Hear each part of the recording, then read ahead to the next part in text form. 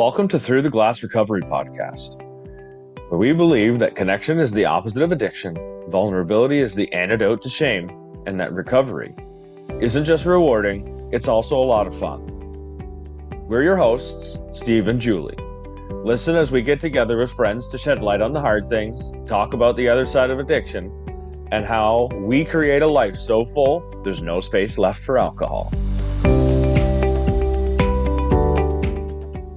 If you've ever dated sober or intend to start dating sober, this is the episode for you.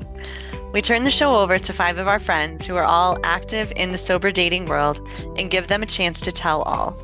They talk about everything from dealing with getting rejected and breaking up, to recognizing red flags and deal breakers, to the awkwardness of sober intimacy. Listen and laugh with us, and you'll probably learn some things along the way too.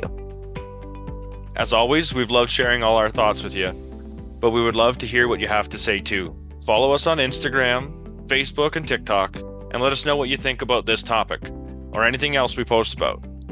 We would love to hear from our listeners and get to know you guys a little bit better. So tonight we're going to do things a little bit differently.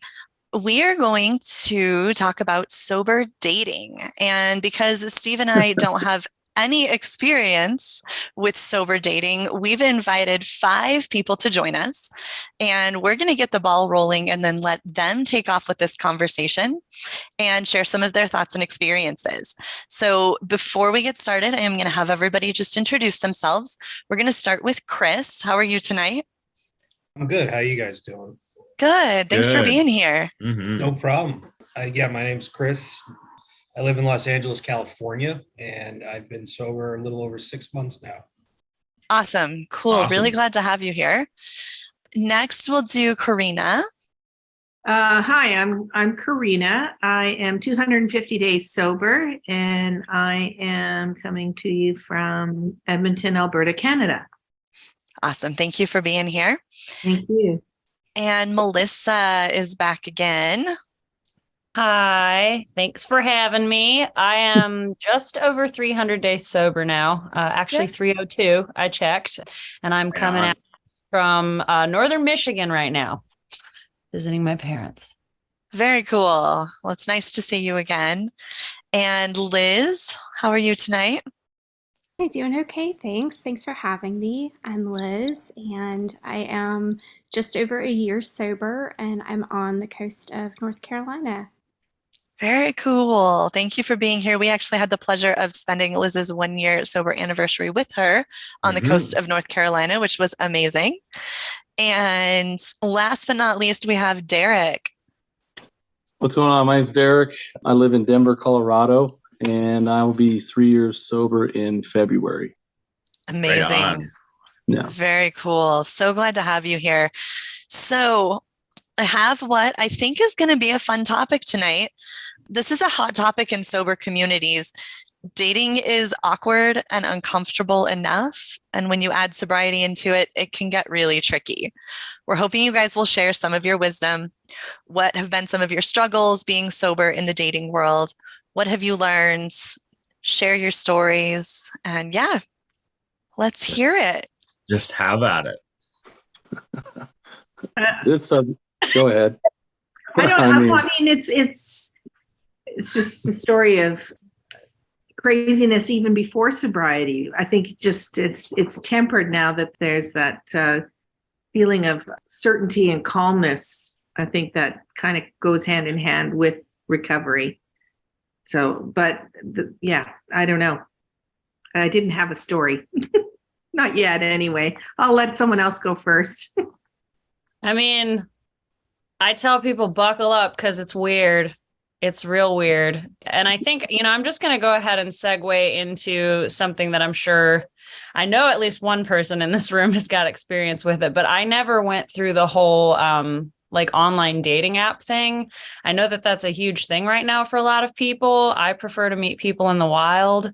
That's my way. So, but yeah, it's squirrely and it's weird at first. And I know that for me, like, especially in early recovery, I had to get really clear on my red flags and my absolute deal breakers, because that for me like a lot of my drinking stemmed from issues I had in relationships to begin with. So I had to know what I would and would not accept. And one of those things was having a partner who imbibed like at all, because that was way too triggery for me. So I know a lot of other folks that are in the recovery community can definitely, that's something they can handle. But I just was real honest with myself about that being a big no-no.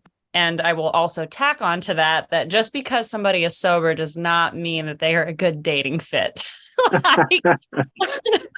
Just because they're sober and you meet them at the laundromat does not mean that they're a good dating fit. From the male perspective, I 100% agree with that, Melissa, because I have also dated sober women and non-sober women, and everyone has their stuff. We'll put it that way.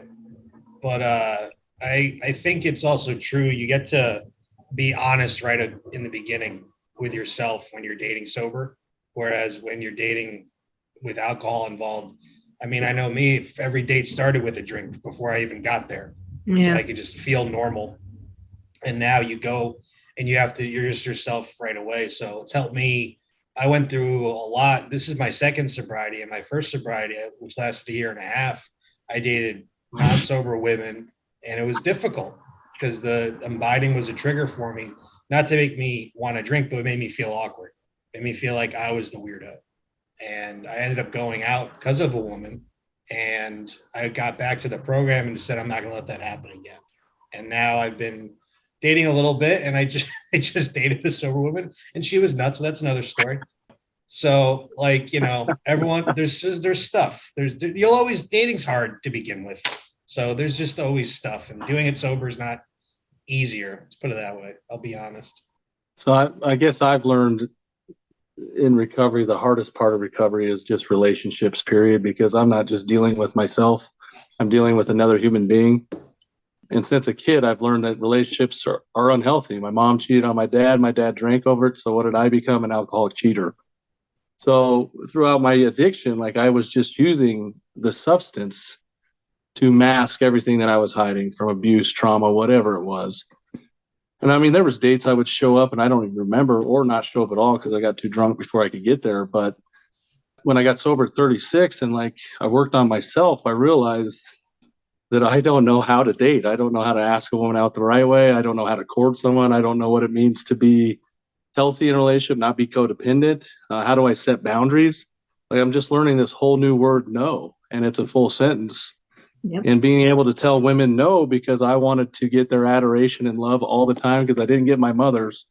So any woman's attention was good for me, but absolutely horrible.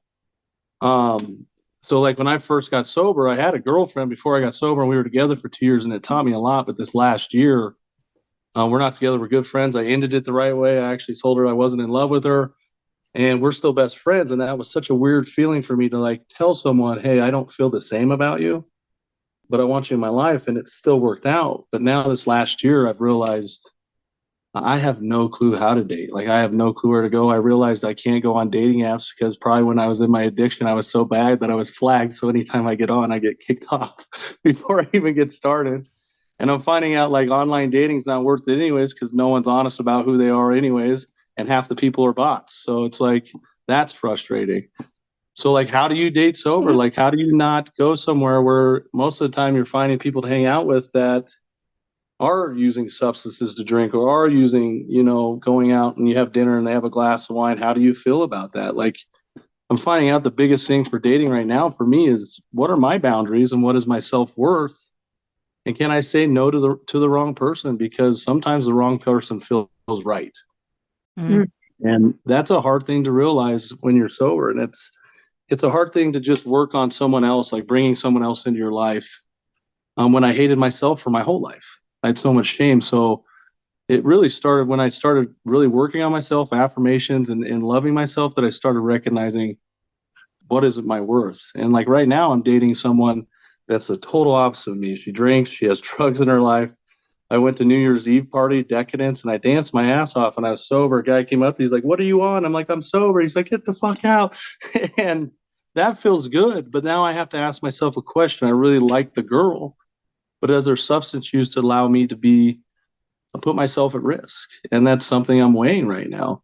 I would have never done that in the past. I'd have rode this out till it was a dumpster fire I was using, or we got unhealthy, or I ended up in handcuffs because of domestic violence and whatnot. Like, dating is crazy. And I'm not saying girls are crazy. I'm saying I'm still kind of crazy.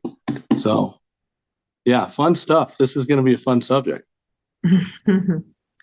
Yeah, no, I dating before I became sober was dumpster fires as well. So, but the thing about sobriety, like you, Melissa, I that was a deal breaker. I mean, I didn't mind if they would drink, if they had but anybody who put on their profile, is it 6:00 yet? Or, like they are Scotch aficionados, or, love doing wine country tasting tours. I just knew that was not going to work for me. But going on a few dates as the sober person, and then having my companion not drink, or sorry, have them drink and I'm not drinking. Yeah, you could tell that they felt awkward too. They didn't know how to act. They didn't know how to respond. And like you, Derek, I mean, I can have a good time. I don't need to have alcohol to party and dance. But there's just something that they don't, a lot of people say, I don't trust people who don't drink. And so there's that insecurity on their part, that they're seeing you and wondering if you're judging them, and you're not necessarily, or maybe you are. I wasn't judging. But I'm now seeing a person who's chosen to not drink. They don't have to be sober because they're not a drinker, but it's just as easy for them not to drink as it is to drink. So they opt not to drink, which I find really refreshing. It's actually kind of nice to go out for dinner, and we both will have, the mocktail or the just have water or whatever. It's kind of it's nice to have that support. But it was also fine without it. But oftentimes it's the other person who has the hang up about alcohol. Mm-hmm. Mm-hmm. Yeah, I remember in my drunken days when I was on the dating apps, if I saw that somebody listed that they did not drink on their profile, I would not swipe whatever direction to accept them, because I was like, what am I going to do with somebody who doesn't drink when I'm drinking every single day? So I'm sure now I'm not currently on a dating app, but I have been, and I suspect that a fair amount of people swipe me away for the exact same reason, And for me, it wouldn't be a problem to date somebody who was the occasional drinker. In fact, I did briefly date somebody that way. But what I'm really struggling with trying to date sober is the superficiality of the dating apps. And because, I go to these sober meetings where we have really vulnerable and deep conversations, and we really share about the true shit that we're dealing with. And so to go on these apps and just to have, these very dumb small talk conversations with people, I find to be very discouraging. And I also, because of the sobriety, because I'm not looking to date somebody who's a heavy drinker, and just because of where I live, which is a relatively rural area, and also in the South, and I tend to lean differently politically than most of the people in my rural Southern area, which also it's like very much limits the pool of daters. So I think all of those factors make it tricky for me. But at the same time, I'm not really willing to compromise on trying to date somebody who does drink every single day, because I don't want that in my life anymore. I hear you on the whole superficiality piece there. And it makes it's like Karina was saying, like, it's tricky before, even without the sobriety piece being a part of it. Dating is complicated, and it's complicated in our culture.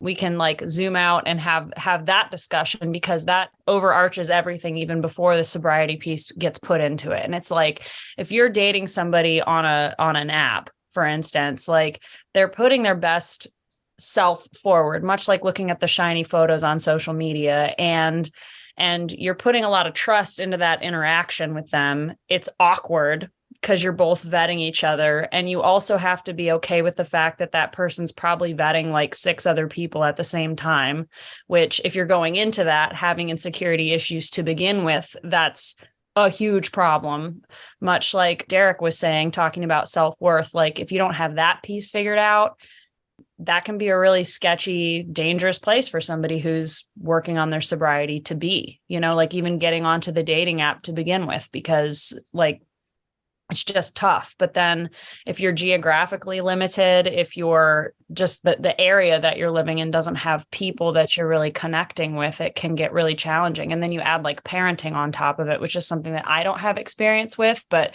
that's a whole other bag of burritos, like it's just dating. And the older you get, the more challenging it gets too. I saw this video the other day. It was like a meme with that like Backstreet Boys song that's like dating in your 30s. And it's like, I don't care who you are, where you're from, as long as you love me. And that is what it feels like dating in your 30s. Sometimes you're like, oh, well, like, here you go. Yeah, well, dating in your 50s, just so you know, if they've got a pulse, they've got a pass. Just kidding. Oh shit. It's like, oh my God, I'm in my 50s and I'm dating, and what the heck am I going to do? But no, it is, you're right. It's as you get older, it does, the pool does start to get a little shallower. Oh, and then you're like, oh, I'm sober. And then people are like, oh, cool. What do we do for fun? And if you're newly sober, you're like, actually, I don't know, because I haven't done this either. So this is equally as weird for me. Like, cool. Let's sit here and stare at each other awkwardly and think of something fun to do. You can see this has been an awkward experience for me. It's like, some great stories. In the beginning, when I first started dating, I still realized I was seeking that external validation. So I was taking, like you said, vetting. I'm vetting. Oh, I got 9 different women I'm vetting right now. And I realized how exhausting that was. Asking one question, going back to the other, forgetting another. This day and age in social media, they make it's too easy to do that. Like there's no integrity, there's no honesty, there's no authenticity into dating. I remember in high school, I'm almost 39 in March. I had to write a letter or actually call the person or go up to talk to them in order to find out if they liked me. Nowadays, you can send 100 different messages to people and hopefully one hits. It's like you're fishing with dynamite. And, it's like the authentic piece. So like my solution to that, after I realized, okay, this is like, I need to find out who's going to really like me. So usually I start on that first date. Yeah, I'm in recovery. I've been an ex-convict. I've been homeless. This is where I've come from. And if they're not okay with that piece, I'm pretty sure they're not going to be okay with the rest of me. Like, that's true. And that's okay with me. Like, I don't have shame over that stuff anymore, but that's part of my past. That's who's made me who I am. And like, this is a huge part of my life. And like the best parts of me are not that, but that's part of my strength. But like, if you want to get to know who I am, I'm a lot of fun. I'm charismatic. I'm caring. I'm kind. I'm loving. And I don't just want to give that out to anyone anymore. So I've realized like this patience, like it's been so hard to be patient, because when you don't have drinking and stuff, and you don't have that part to down the fear and anxiety and stress of getting to know someone and wondering if they're going to like you, reject you, hate you. Oh my God, how do I deal with emotions? Am I gaslighting someone right now? Like those are all those unhealthy habits that I used to manipulate and get what I wanted. And now it's like starting to listen. Like this new question I started asking women is like, hey, do you need me to just listen or do I need to fix this? And 90% of the time, they're like, I just need you to listen. I was like, this is so easy. Like, I didn't know you had to just listen. And it's just a learning product, but it's not a fun thing to start. Like I feel like I'm a 3-year-old toddler, which I am. I'm 3 years old and I'm learning all this for the first time, who I am, what I want. And the dating world is just scary out there because I don't really know who I'm getting until I meet the actual person. And that's why I try to meet people at the gym or in recovery and like just have conversations just wholeheartedly and just be my authentic self. And, usually that person will weed themselves out quickly. When I say I'm in recovery, I don't hear from them again. But if I do say that stuff up front and I do hear from them, that lets me know they're at least interested in going somewhere or being a friend. And I'll always take a friend. So that's kind of that's where I go with that. Which that's scary to admit. I'm an alcoholic or I'm an ex-convict. I have emotional problems. I've had mental health. but we all do. And it's kind of refreshing. A lot of people will open up and they start telling me like, yeah, I've had those same problems. And that's almost what we start connecting over with. And that's where I feel like the real authentic connections come from, is when I'm just honest about who I am. And I appreciate that, because I've been judged my whole life. And the one person that judged anyone harder than anyone was me. Mhm. So when someone accepts me for that and has a conversation, hears me, I want to get to know that person. Mhm. So, I feel like I went about things kind of in the opposite way in terms of like sharing so much about myself at the beginning with a person. And that was more or less because I felt like it was really easy to say out of the gate, like, I'm sober and I don't date somebody who is not sober. And here are all of these things about me and everything that I've done. If I were to do that, I felt like I had so many issues with really dishonest partners in the past, people that would basically be willing to say anything to date. So it was easier for me at the beginning anyways, like, to just kind of like try to let the relationship blossom and unfold enough to be able to start to see someone's character. It's kind of tough to explain. Like, my dad always said that time reveals a person's character. And so if I put all that stuff out on the table, like right out of the gate, I'm like sharing information, first of all, with the person that might not be worthy of that vulnerability yet. It gives them a chance to kind of maybe try to twist themselves into a pretzel to try to fit my mold or whatever it is that I'm saying. So it's like I'm trying to like give more space for things to breathe. Like, I'm currently dating somebody right now, and we've both said that we're not going to regret moving slowly, but we will regret moving fast. So we've been trying to like take things really slow, and even me sharing things with him, I just kind of like went slowly as I was like opening up. I didn't even really tell him that I was completely sober until the second date.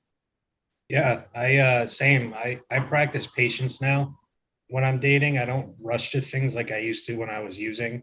I'd be in a relationship within like a week if a girl smiled at me. So now I take my time with it, and like I let whoever I'm dating know right away I'm sober. That's just for me. It's just easier for me. But I don't have to I like how you said this. I don't have to peel the onion back right away.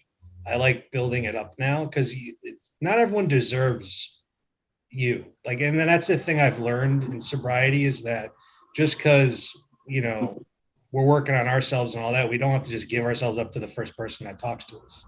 And that's a hard thing, because rough life with parents, all that, seeking validation, like Derek said, that's my story. It's probably a lot of our stories. And in dating, we seek validation. And I mean, I live in LA, freaking validation capital of the goddamn country. And some of the people I've dated and all that, like, it's just like, wow, I'm so lucky I'm sober and I can see it through like the sober rose-colored glasses instead of the old way. And it's beautiful to me now. And my sponsor, he's a beautiful man. He's taught me a lot. He's got 30 years sober, and he's in a sober relationship. And he said, hey, look, if you want to date someone sober, great. If you want to date someone that drinks, great. But just be careful of how you used to date before you got sober, because those tendencies will come out if you're not working on yourself. Mm-hmm. And I didn't realize that until last year when I went out, and that's what was happening. So this year I practiced patience. I practice contrary action with dating as well. So when I think I should tell her something, I decide not to. And I'll see if it comes out. Or if I think I shouldn't, then I say it and see what happens. It's weird, but it's been good for me to stay honest with myself. And I mean, there's nights where you're lonely and you're thinking about it, but then I go on those dating apps and I feel for you, Liz. I laugh because like people are insane. Like if I see one more picture of a girl on a boat holding like a mimosa and it's like, I'm working tech. It's like, no, you don't. Like, no, you don't. Like, you work at a golf course. Like, stop it. Like, whatever. It's just like, we see through the BS in our meetings. And that's what's great about being sober. But it is sort of like a catch-22 superpower. Like, we can see the honesty that we want, but then we see through it and we're like, this is a waste of my time. But that's what's great. We may be, sober babies. I think Derek's has the most time with 3 years, but like we're growing in our early years of sobriety, and you learn a lot. And I take solace in my alone time. I don't even call it alone time. I just take solace in my time. I used to always think I needed to fill with people. You know, I'm the kind of drunk that I need to go to a bar and just meet whoever's drinking at the bar, that whoever's there, and become friends with them right away. So I wasn't alone. Now, you know, my best friend's my dog. My best friends are my people I work with at my restaurant. Like, that's it. Like, and that's all I need, you know? And then from there, if I want to let a partner in, that's my decision now, because my sobriety's first with it. So it's, you know, I say it, and like, of course, practice what you preach. We all make mistakes. We all get tempted, you know. It's just, it is what it is. But I think I also, just sorry to rant, but I forgive myself more now for making those rough decisions. Like, you know, recently I was talking to a woman, and I met her because she came to my restaurant. She liked my cooking, and it was all because she met me and all of that. And then, but it turned out it was completely not what I thought it was. And I was being taken advantage of. And I had to be honest with myself and call my sponsor, you know, vulnerable and crying and like, why do I feel this way? Why do I want to drink? What's going on? And he's like, I'm glad you called me instead of going to the liquor store and putting your sorrows in the bottle. And like, I would have never been that, like, I don't know, honest with myself years ago. I would have just drank and probably dated her for 3 years and hated myself and all of that. And now it's just, you move on.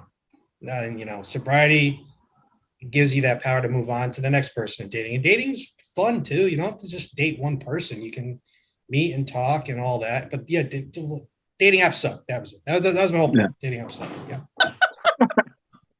Well, I think I'm the only one who likes the dating apps. I think, I don't know, it works for me. I mean, it's a good filter, you know. It's like swipe, swipe, swipe. And I've been doing the dating apps now for, I don't know. I mean, there was a brief.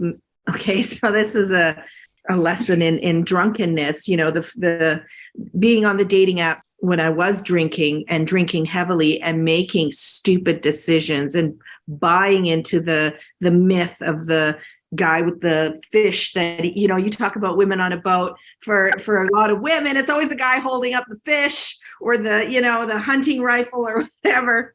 And, you know, just falling head over heels for the wrong person, but being so drunk and wanting that validation and being in the midst of my addiction. You know, I ended up actually marrying him in a Las Vegas wedding with Elvis, and oh my God. Anyway, being sober and then going back to the same app and then just having that, first of all, I have the clarity. I've done the recovery. I mean, I'm still doing the work, but being able to filter and, you know, I won't swipe on somebody who's a drinker. I won't swipe on the guy with the fish. I'm a little more selective and I have more clarity. And then, yeah, like you said, Chris, like you meet people and you get to know them and, hey, this isn't going to work out. And, you know, and it's awkward, but I don't know. For me, the apps that the men, they're not all quality men. I'm not going to sit there and sell Tinder as some sort of, you know, bastion of dating. It's a quick and convenient way for, you know, working professionals or people on the go.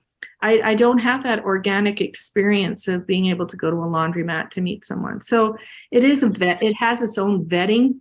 It has its own vetting mechanism built in. So I don't know. I've had good luck this time because I met somebody really, I mean, we're taking it slow, just like you're doing, Melissa. It's 4 months.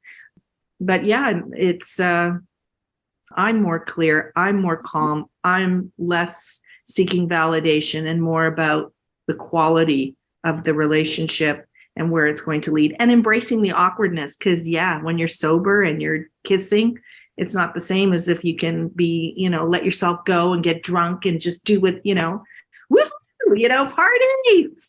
It's just, it's a lot different when, you know, it's like, woo. I think that's the best part, really, is now that I'm sober, I get to feel those things. Yeah. I get to feel what real intimacy is. I get to remember a kiss. Yes. I get to remember what it's like to get touched or rubbed on my back. Like, I don't even know, like when you drink, I had no clue if I made it home with them or not, you know, it was never like that. But now, like even in dating now, like I encourage my clients, it's like, just try. I mean, it's just like if you're working a program or 12 steps, if you try, it's going to help you change your life. So why should you stop yourself from just trying? Like you're going to fail. It's going to suck sometimes, but that's how you grow. And it's really cool to go out and remember what someone said about their life. And they're like, hey, you remember I was talking about this? I go, yeah, that's what happened to your uncle, right? And she's like, oh my God, like that means a lot to me because that's the part of the intimacy that's cool. I mean, dating and stuff's whatnot, but like to be able to have a conversation, to care about someone, to see that like, this is cool. And that's probably the best part is getting to feel my emotions, even when it sucks. Like even when you get ghosted, that's like the worst feeling ever. Like you're like, it's going well. Next thing you know, like nothing. And like my old self, it's like, I got to go buy her house. I'm going to go buy her gym, text her 500 times. And like, I can call someone like, hey, this really sucks. And I get to feel that. I get to remember those experiences and it goes into what I want. And I'll always go back. Like if you don't feel like you're ready for dating, like make sure that you're doing that internal work, that self-worth, like doing those affirmations every morning, making sure that I know what I'm loved for. So then I know what's going to come external for me, like what I'm worth and what I want to give my time to. But I mean, I say have fun with it. Like my recovery, and I guess I'm so open with mine. If you see my Instagram, whatever, like I am not shy about my recovery. I'm not shy about putting that stuff out there and sharing it, bringing hope. It's just a part of who I am. And, I want someone to be a part of that journey. Mm-hmm. Recovery is work and it's hard to get here, but none of this should be boring. It actually is a lot more fun. And it's if you want to identify with it, like, oh, I'm sober now, like none of this is going to be fun, then yeah, it's going to be that way. But everything I've done sober, even dating, has been exciting. And it's just because I get to feel that. I'm not drowning out my fears, my anxiety, and my emotions with alcohol. So I can just be something that I'm not. It was never fun. Mm-hmm. And now this is pretty exciting to get to experience the ups and downs of actually dating. Just remind, like I'm just getting like a heat wave, remembering the last time I just kissed a girl, and like that's exciting to know that came from me and I didn't have to have alcohol or drugs in my system. Like this girl likes me for me. Get out of here. Like that's high five for Derek, like pat on the back. That's a good feeling, you know? So it's like I say, experience those things, and life's too short. Even at 39, like I'm just beginning life, and it's cool to do these things. So I was like, go do them. We're not, just because we're in recovery doesn't mean we have to stay to a ball and chain. Go date, go have fun. Yeah. It makes me think of that Brene Brown quote where she talks about not being able to selectively numb an emotion, and how, I mean, I was thinking about this with my current partner. I want to say it's for the first time in my whole adult life, I got to experience like the giddiness of being a grown-up, but still kind of feeling like a teenager when a person went to kiss me for the first time and we were like clanking teeth and it was awkward. And I was laughing, and it was awesome. It was so awkward and awesome. And, and just being like, oh my God, he's going to kiss me. And it's coming in. Oh my God, we just clanked teeth. Whoa, this is happening.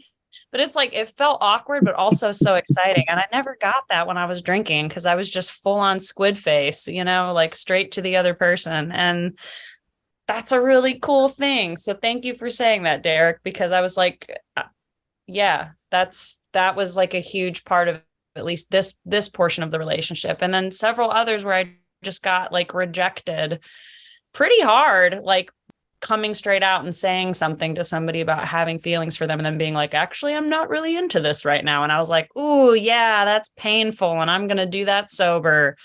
Yeah, let's try. That's honest. And, and then you get to build up your self-confidence because either way, you still stated your truth to another person. And even though they quote unquote rejected you, you were honest, and brave. That's really brave to tell somebody you like them. And you said Brene Brown, right? Mm-hmm. She's so awesome. Like she's taught me so much about what it means to be vulnerable and how that's a strength, especially for men, because we want to stuff all this. And I'm finding like my emotions are one of my greatest strengths. And like even in I feel statements and stuff, like talking, having conversations, like it's such a beautiful thing to feel that stuff, to be vulnerable and like authentic about who I am. And that's not a weakness. And like you said, like being vulnerable and sharing something and getting rejected, well, it's not a guarantee on who you are or what your worth is. That person just wasn't ready for what you had to offer, or they didn't want it. And that's okay. That's not for you. Don't stop being vulnerable. Like that's how we find true connection, is being able to share those deepest parts of ourselves and be vulnerable. Like, it's such a strength. It's such a powerful thing to be vulnerable. I love her. She's awesome. Or you haven't found the right dating app. There's I'm Farmer not allowed on Company. any. You've forgotten about that. There's a sea captain's website. There's furries. There's all sorts of dating apps, for all the things. Tell me about these special Canadian ones. I gotta try these out, like maple syrupers and What? lumberjacks and Hockey all hotties. this hockey hotties. all Hockey this. hotties. I just got mimosa boat girls down here. I need some switch it up. And they're so nice when they reject you. It's like, I just a boot. I can't do it. Yeah. It's a boot time. I give up on you. So sorry. So sorry. Yeah. Sorry, You're really nice, eh? It's just it's a boot time. I give up, The boot time. No Canadian. But seriously, though, if you're ever bored, just Google farmers only dating profile and just like spend your evening inside sober, drinking a tea or a LaCroix perhaps, and just read these dating profiles on farmersonly.com. And for anyone listening to this that's on that website, I'm not sorry. It's ridiculous. Yeah. I'm not sorry. They made their choice. They made their choice, Melissa. They know. But I really liked what Derek said about feeling your feelings, because just like you and Melissa, you alluded to that too. Just that kiss, that first kiss, the excitement, and you get to experience it sober. It is really special, more so than when you are drinking. And Derek, I wish I knew, what the heck did you do, my friend, to get booted off these apps?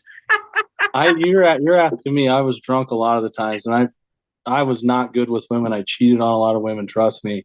So I'm sure they see me on there now and still think I'm the same person. So I'm always getting flagged. I'm like, well, maybe that's just God telling me I should never be on a dating app. So we'll just meet them that way. But yeah, who knows? And it could be like back in the day, I put up pictures that I shouldn't. I don't know. But my best friend totally got booted for, like, he posted a photo of himself shirtless. I think it was on farmersonly.com, and his Makes profile sense. was just outrageous. It was like, I'm a hair farmer or something. He said he was a hair farmer.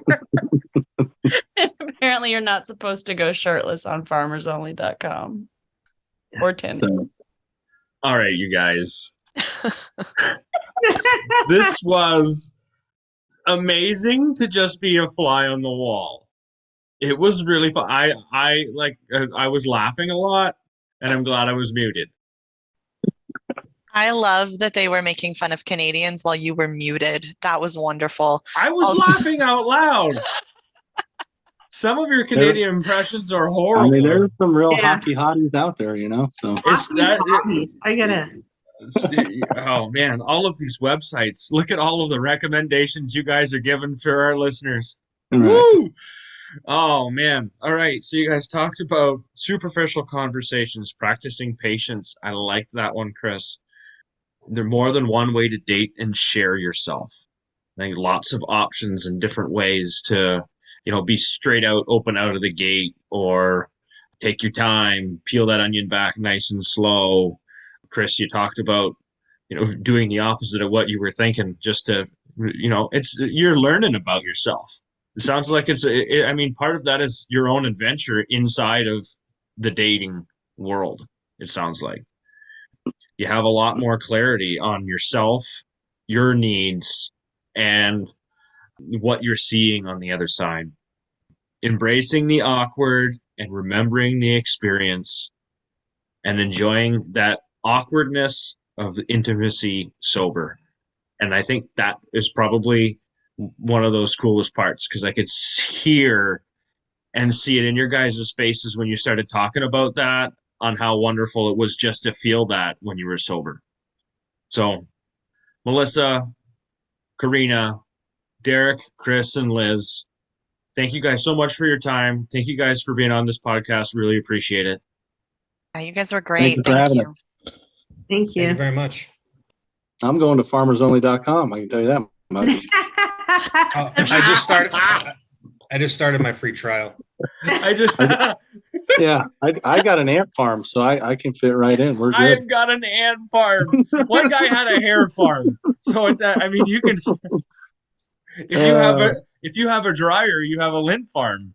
This Right. is true. See, look at you go. Oh, I had no idea what was out there. Right. That's so funny. We also want to thank our listeners for sharing space with us today. Join us next week when the topic of love turns out to be much bigger and much more powerful than I ever would have expected. We publish episodes every Monday, so be sure to subscribe so you don't miss any.